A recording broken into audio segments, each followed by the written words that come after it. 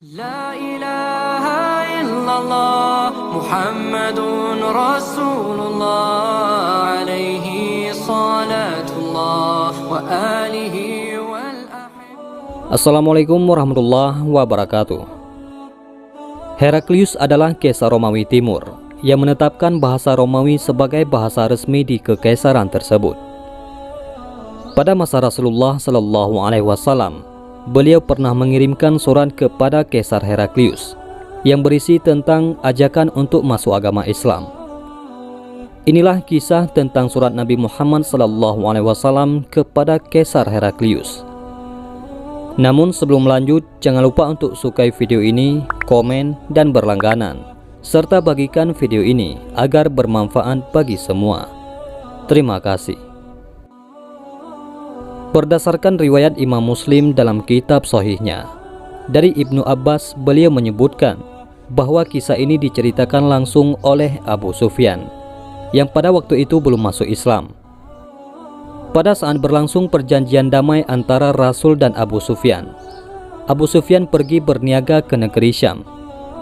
Ketika Abu Sufyan berada di sana, ada seseorang yang mengirim sepucuk surat dari Nabi Muhammad SAW kepada Kaisar Heraklius, penguasa agung Romawi, yang mana surat tersebut ditulis oleh Zaid bin Sabit sebagai sekretaris kepercayaan Nabi, dan yang membawanya adalah Dihyah Al-Kalbi.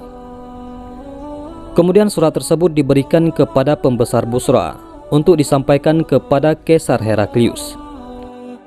Setelah surat diterima, lantas ia bertanya, "Adakah di sini orang yang berasal dari kaumnya laki-laki yang mengaku sebagai nabi, yakni Rasulullah Muhammad SAW?"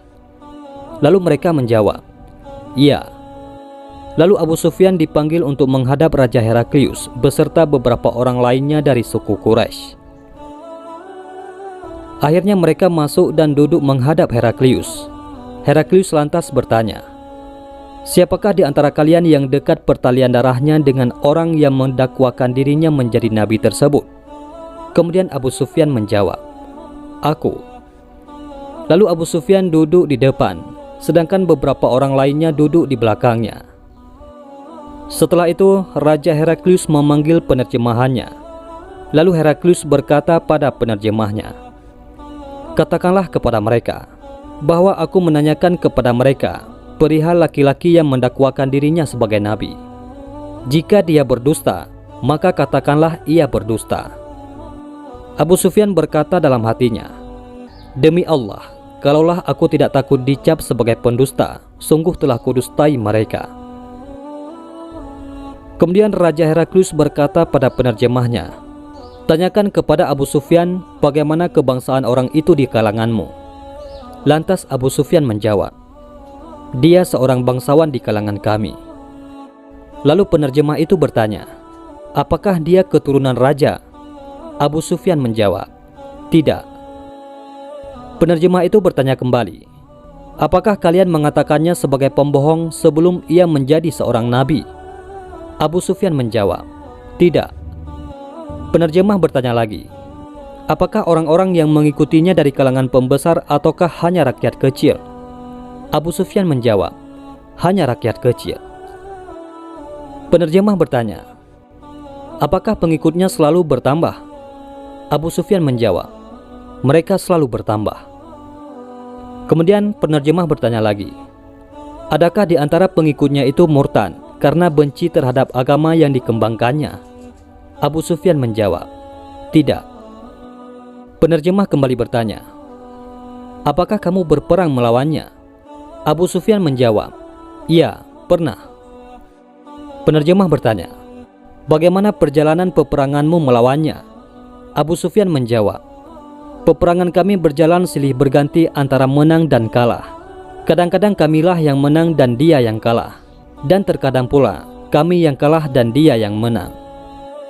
Penerjemah bertanya, "Apakah dia pernah ingkar janji?" Abu Sufyan menjawab, "Tidak, bahkan kami sedang dalam masa perjanjian damai, yaitu tidak akan serang menyerang dengannya. Aku tidak tahu apa yang akan dibuatnya terhadap perjanjian tersebut." Penerjemah kembali bertanya, Apakah ada orang lain sebelum dia yang mendakwakan dirinya sebagai nabi seperti dia? Abu Sufyan menjawab, tidak. Dari jawaban tersebut, Kaisar Heraklius menyimpulkan bahwa orang yang mendakwakan dirinya sebagai nabi adalah benar adanya. Karena ciri-ciri nabi adalah dari keturunan bangsawan, bukan dari keturunan raja. Sebab jika dari keturunan raja, maka ada kemungkinan bahwa ia mengembalikan kekuasaan nenek moyangnya. Pengikutnya terdiri dari rakyat kecil, karena pengikut Rasul memang dari rakyat kecil. Tidak pernah tertuduh sebagai pembohong sebelum menjadi nabi. Pengikutnya tidak ada yang murtad, dan mereka tidak membenci agama baru tersebut, yaitu agama Islam. Pengikutnya selalu bertambah, selalu diperangi, dan terkadang menang, terkadang pula kalah. Sebab memang seperti itulah seorang Rasul, selalu mendapat ujian. Tidak pernah ingkar janji. Tidak ada pula yang mengaku nabi sebelum Muhammad mendakwakan sebagai nabi. Karena jika demikian, ada potensi untuk ikut dengan orang sebelumnya. Raja Heraklius berkata, jika yang kamu katakan itu benar semuanya, maka tak salah lagi bahwa lelaki tersebut adalah seorang nabi. Aku tahu bahwa dia akan muncul.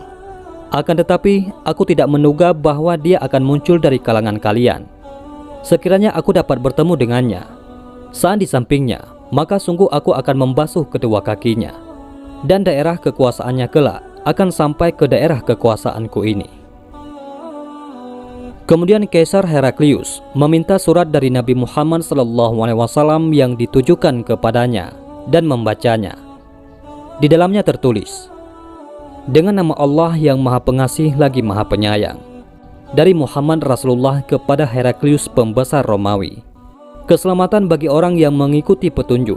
Sesungguhnya aku mengajak Anda untuk masuk Islam. Masuk Islamlah Anda, niscaya Anda akan selamat. Masuk Islamlah Anda, niscaya Allah akan memberi pahala kepada Anda dengan berlipat ganda. Jika Anda menolak, maka Anda akan memikul dosa kaum Arisiyun. Wahai ahli kitab, marilah berpegang kepada suatu kalimat atau ketetapan yang tidak ada perselisihan antara kami dan kamu, bahwa kita tidak akan menyembah kecuali Allah, dan tidak kita persekutukan dia dengan sesuatu pun, dan tidak pula sebagian kita menjadikan sebagian yang lain sebagai Tuhan selain Allah.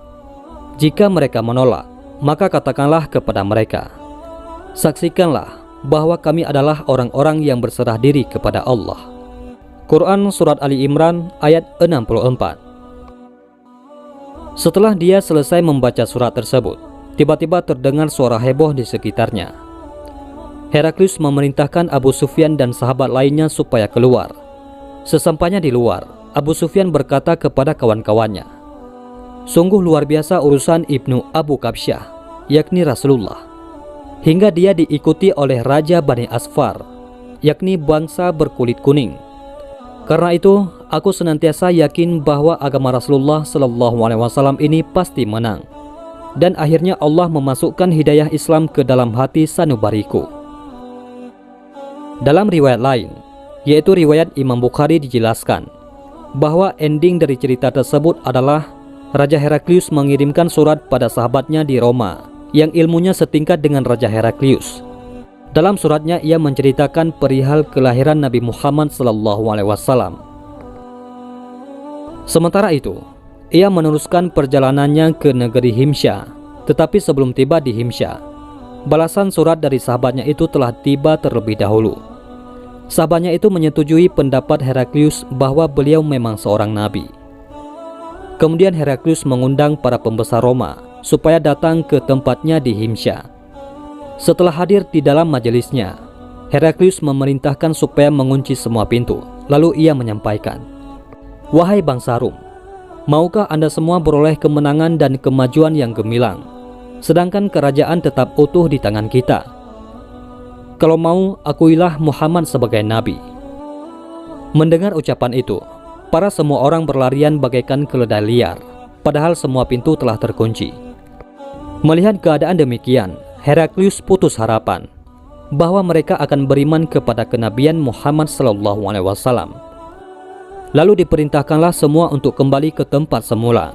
Seraya berkata, Sesungguhnya saya mengucapkan perkataan saya tadi hanyalah sekedar menguji keteguhan hati Anda semua. Kini saya telah melihat keteguhan itu." Lalu mereka sujud di hadapan Heraklius dan mereka merasa senang kepadanya. Dari kisah tersebut dapat diambil kesimpulan bahwa sejatinya Raja Heraklius pun mengakui akan kenabian Nabi Muhammad SAW. Namun karena faktor menjaga martabat di hadapan para pembuka Rum lainnya, maka ia mengingkarinya dan tetap pada agamanya. Begitulah dakwah Nabi kepada Raja Heraklius, yaitu dengan mengirimkan surat kepadanya. Dan dari kejadian ini memberikan dampak baik pada orang lain, seperti Abu Sufyan yang masuk Islam sebab pengakuan raja tersebut atas kenabian Muhammad SAW. Wallahu a'lam bishawab. Mudah-mudahan ini semua bermanfaat. Assalamualaikum warahmatullahi wabarakatuh.